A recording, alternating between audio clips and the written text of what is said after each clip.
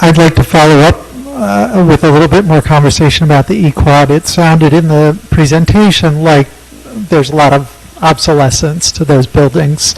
And so I'm envisioning some kind of a rolling redevelopment of that area. It could have a lot of impact on the town in terms of this traffic disruption and so forth, since it's in such a central location. And I'd like you to talk a little bit about how one would manage that. I mean, you know, we've lived with it for a couple of years over by the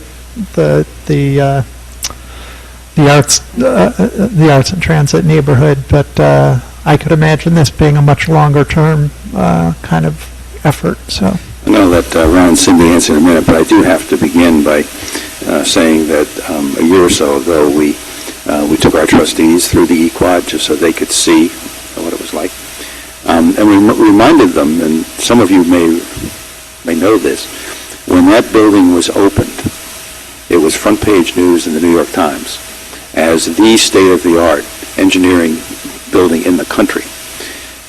What our trustees told us when they went through it was they've been in high school labs that looked more sophisticated than some of what we had in the E-Quad. So there's no question that we have to do something about the E-Quad.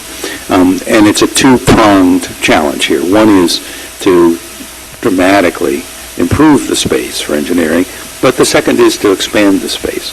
And so what we've asked Cindy and her team to do is to, and again, consistent with this framework idea, lay out options for us. What are the options? There are options that would renovate the E-Quad. There are options that would replace the E-Quad. There are options that would locate buildings in one location or another.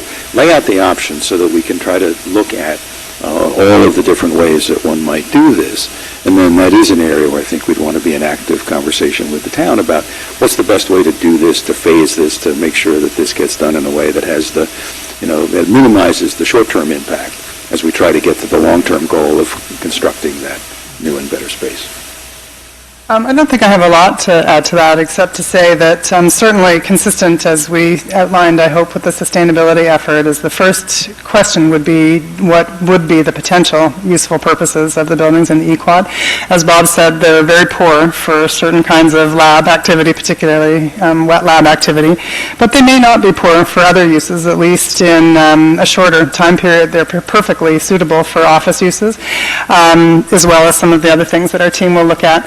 So I think that it will, and of course those are programs that are active and can't be displaced until new space is provided. So while this is not our purview, although we would like the opportunity to continue to be involved, certainly I think this is the kind of progression that will be incremental over time as new facilities are located and then existing facilities are, repurposed. Thank you. It's been a long day. I apologize. So I think that would be a very careful set of considerations because the university's efforts would be to make best possible use of the facilities that they have before constructing new.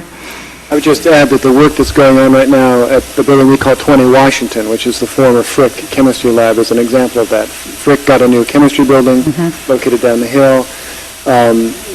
Not a great comparison to compare 20 Washington Collegiate Gothic, great architecture, to the E-Quad, but we've been repurposing that building, and that'll be open later this year. So those are the kinds of things that we aspire to do.